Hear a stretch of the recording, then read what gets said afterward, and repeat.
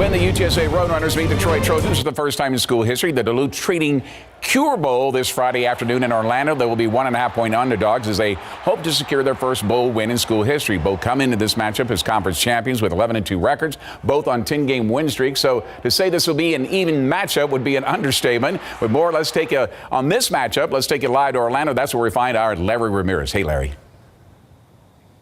Hello, Greg, and good evening, everybody. We are expecting a fantastic bowl game between UTSA and Troy Friday here in Orlando. Both teams are ranked in the top 25 in all three major polls, and both teams, well, as you would expect, they want to finish the regular season the same way. Now, following practice this morning, both teams and head coaches and select members from those teams held a press conference right here. Troy went first, followed by UTSA. Both sides held photo ops with the trophy and signed items to be auctioned off with the proceeds supporting the Cure Bowl and the fight to cure cancer. The bowl mascot, the Cure Bear, even made an appearance. Both head coaches have mad respect for the other's program.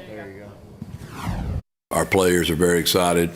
As soon as we heard the announcement where we were going, they've been excited ever since. The destination's fantastic, and the opponent we have a lot of respect for, and it's a great opportunity to show a lot of people how good of football we play at UTSA against a great opponent in Troy. A lot of respect for Texas San Antonio and the season they've had.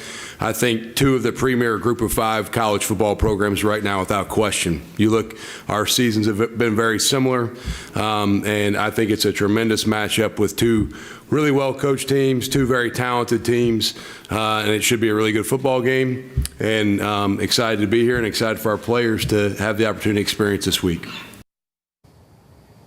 Dadrian Taylor, Frank Harris, and Rashad Wisdom were the three players representing UTSA. We will hear from them tonight at 10. And Troy's head coach gave the Roadrunners offense a huge compliment. We got that as well. Greg, back to you. All right, thanks a lot, Larry. While the UTSA Roadrunners are in Orlando, the University of the Incarnate Cardinals preparing for their FCS semifinals in Fargo, where they're set to face North Dakota State Bison this Friday night with a chance to go to the championship game. This is the second ever meeting between these two schools, with the Bison shutting out the Cardinals in 2014, 58-0. But this is a much different team since their meeting 9 years ago. That's after the Cardinals beat second seed Sacramento State in Sacramento last weekend, 66-63, and the highest scoring game in SCS playoff history. But remember, North Dakota State is coming off its 17th national championship, is fourth in defense against the pass, while UIW is number one in scoring. We got the opportunity to knock off the defending national champions, primetime TV. Great opportunity for these guys, for the university to, go put our mark on this thing. So we're all just excited and ready to go. Kickoff between UIW and North Dakota State Friday nights at 6 p.m. All right, for the first time in school history, the Burning Greyhounds will be playing for the state championship in Class 4A Division I when they meet China Spring in AT&T Stadium in Arlington this Friday. And they will do so with another first in school history, an undefeated 15-0 record, ranked number 1 in 12's top 12 sub-5A poll. That's after arguably their best game of the season when they shut out Chapel Hill in the Alamo Dome, 35-0. At the same time, China Spring brings a 14-1 record into this matchup after edging out Decatur 33-27.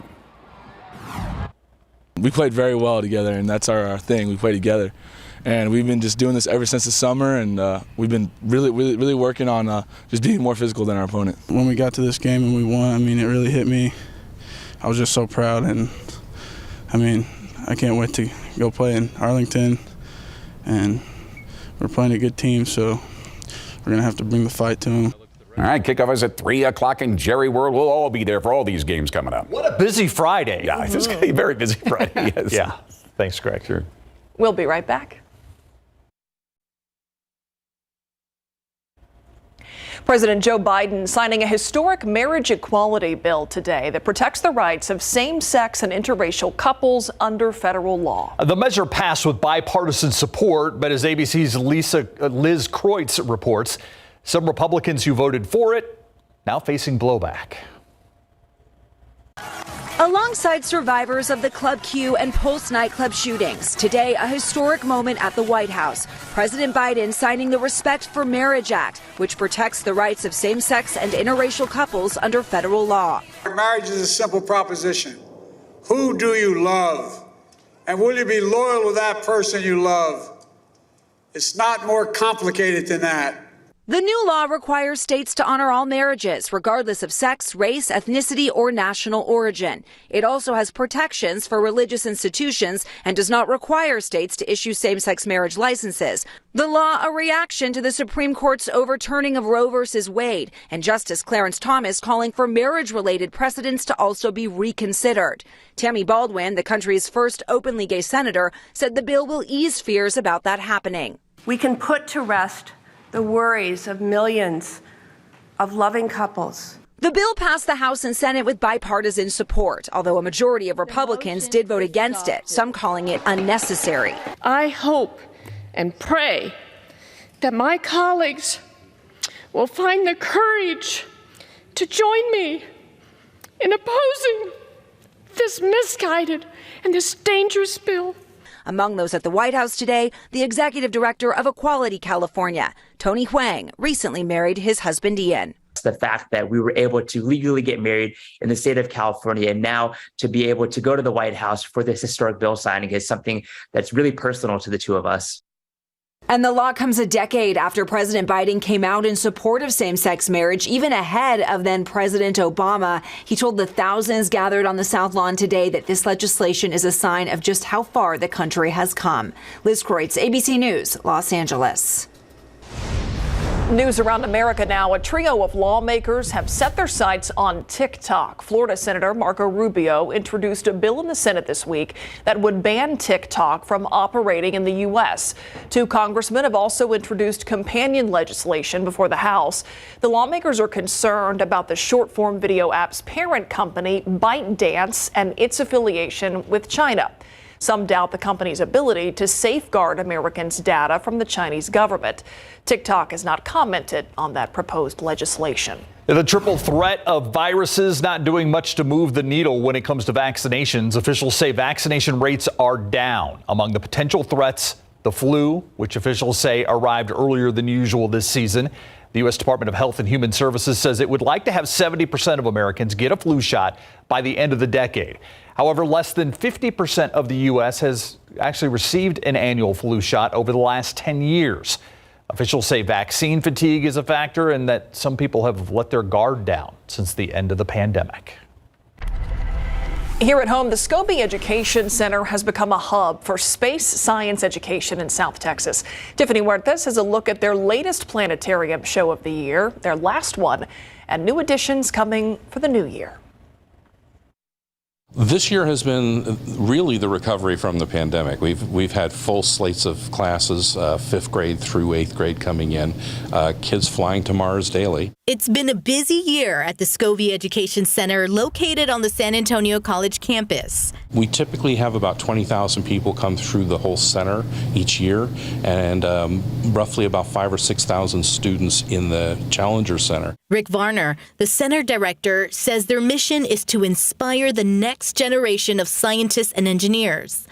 The facility is filled with learning areas and a planetarium for shows. On Friday, families will experience a winter wonderland and watch holiday-themed shows connecting the season to astronomy. 2 recorded programs, The Season of Light and The Mystery of the Christmas Star, and those are 2 that look at the astronomical connections to the religious and historical events of this time of the year. As the new year approaches, Varner looks forward to the opening of the Santikos Micronaut Center next year. It's geared toward children who are 4 to 3rd grade, and so we're the upper end of preschool to 3rd grade.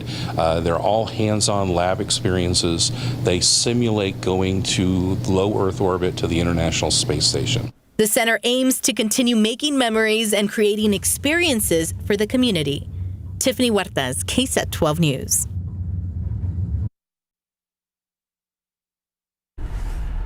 New at 6, it has been a Christmas tradition for more than 50 years in Northside ISD. Students from John Jay High School taking some elementary school students in need on a little shopping spree. Photojournalist Ken Weezar tagging along as they shopped for new shoes and new toys. Do you like these shoes? Yeah. It's amazing. I love seeing the smiles on kids' faces, and I feel like it really brightens up their day and their Christmas time. It makes me feel so happy and excited to be here. I love helping people out, especially kids who are in need. It's a really amazing experience. What's your favorite style of shoe? Like, do you like something like this? Or you could get boots. Do you like boots for the winter? Yeah. You like boots for the winter? Okay. Hey, Kimberly. You doing okay? I like the way you got your hair fixed. That's pretty. Look, these are pretty. You want to try these? There you go. They fit good? It's truly heartwarming. It's very exciting. I love, obviously seeing children happy. They get to, experience and, get to get free shoes, or not free shoes, but they get to get their shoes and things like that. It's truly amazing. You doing okay, everybody? Yeah. Yeah. Oh, nice seeing you guys. I'm glad you're getting all that good stuff. Love that. Yeah. Let's take a look outside with live cam. If you love cold weather, you might feel like a winner. We're going to talk about that cold front in a bit, but first, a thermometer winner, Adam. Yeah, the true winners, right? Homemade thermometer ornament winner. Oh, you're serious? Yeah. Funny guy over there, right? Grace agrees with me. Grace Krenzer of San Antonio. And you can go to KSAT.com/thermometer to enter the drawing. And be sure you put in your current email, because that's my best way of getting a hold of you once you're the winner. Anyway, I give them away daily this time of year. Right now, temperatures starting to fall off a little bit, but most notably the humidity's really pushed out of town. 68 degrees currently. By 3 a.m., we're at 55. And then tomorrow morning around sunrise, 53 degrees. So noticeably cooler tomorrow, but temperatures will continue to drop. We'll talk about how low they'll go in just a bit.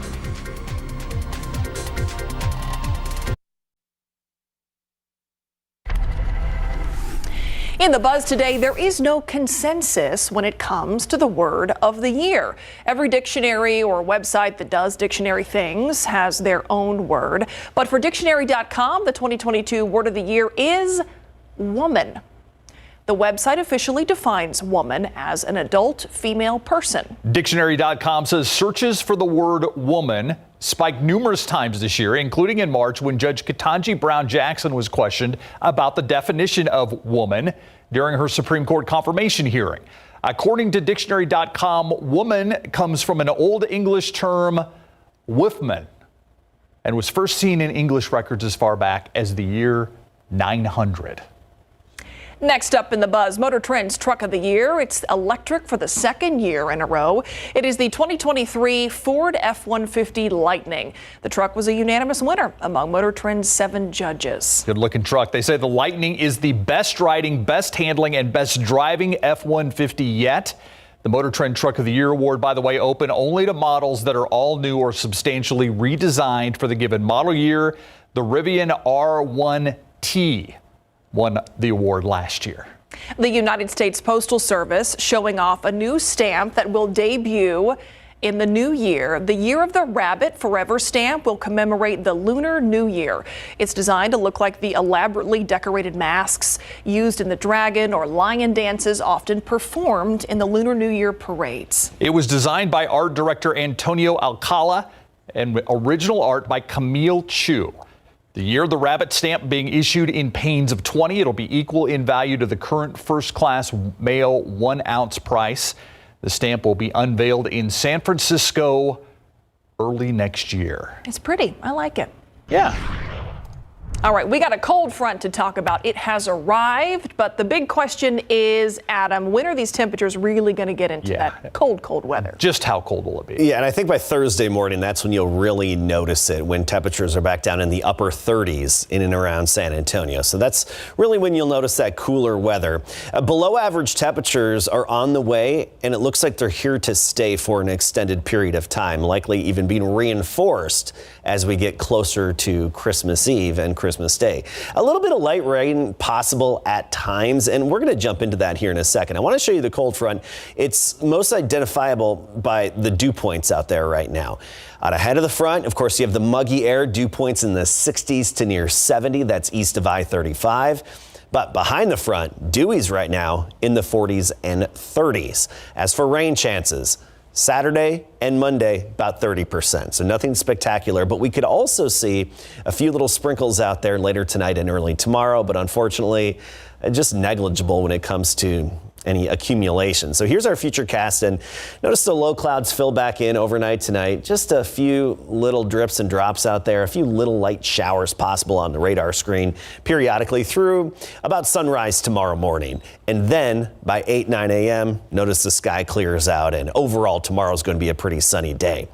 High temperatures tomorrow, making it well into the 60s. So we'll start the day in the 50s. By the afternoon, we're in the mid and upper 60s for highs, which is still a little above average for this time of year. Then look at the trend. By Thursday, we're talking 67 still. Friday down to 62. Saturday, that's our low point, right near 50 degrees for the high temperature. And we're not going to rebound very much thereafter either. So let's talk about our overall pattern and when it comes to longer range. It's Climate Prediction Center. It's their longer range forecast for the temperature trend, particularly next week. Notice December 20th to 26th, and this dark blue indicates a high likelihood of below average temperatures and even well below average temperatures. And that's most of the lower 48 here. I mean, we're talking even parts of Florida, of course, Texas here included in that. It does look like we could have some reinforcing shots of cold air as we lead up to Christmas. We're talking day before Christmas Eve, even Christmas Eve through Christmas Day. Exact details of just how cold still, of course, very uncertain. But right now, we've got a high likelihood of being at least below average. What is average? That's a high of 63 and a low of 41. I could easily see us a good 20 degrees below average by the time that day comes. There's that, I think, distinct possibility. Then we talk records. The warmest ever, 90 back in 1955. My buddy Arch always tells me how he remembers that because he got the new bike and was able to go outside and ride it. 90 degrees on Christmas Day.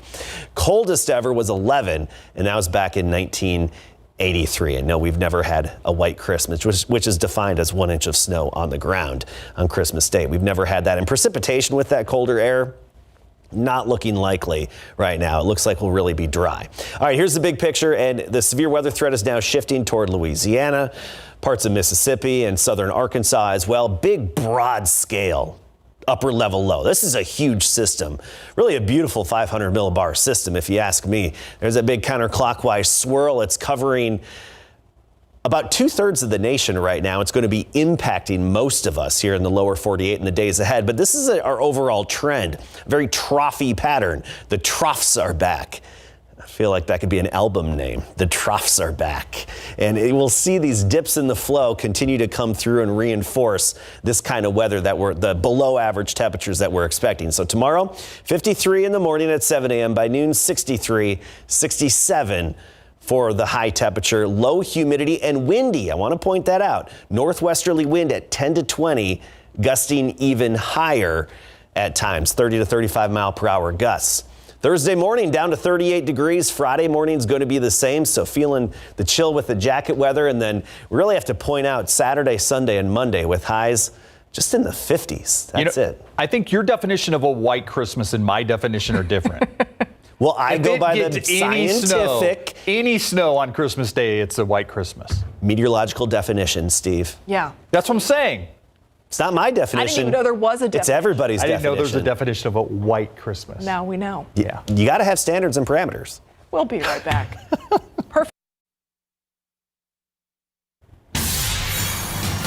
It is that time of year. Shipping deadlines are looming. So these are the dates you need to hit if you want your holiday packages to arrive in time for Christmas.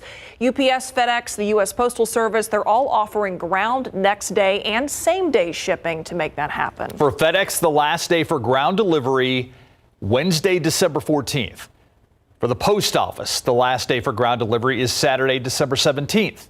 UPS, on the other hand, suggests getting an estimate from its website. With Christmas falling on a Sunday this year, you'll need to have your packages sent a few days earlier.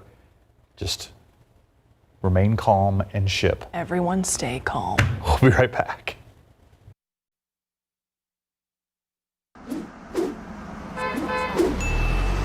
We want to take a look at I-10 and Probant, and seconds ago, what was a big tie-up here in the lanes coming towards us, well, it all just cleared up. We had some first responders there on the scene. We showed you this view earlier in the newscast. It looked like things were really slow going because of what was happening on the inside lanes, but good news, it's all clear and traffic is moving. That is a bit of good news.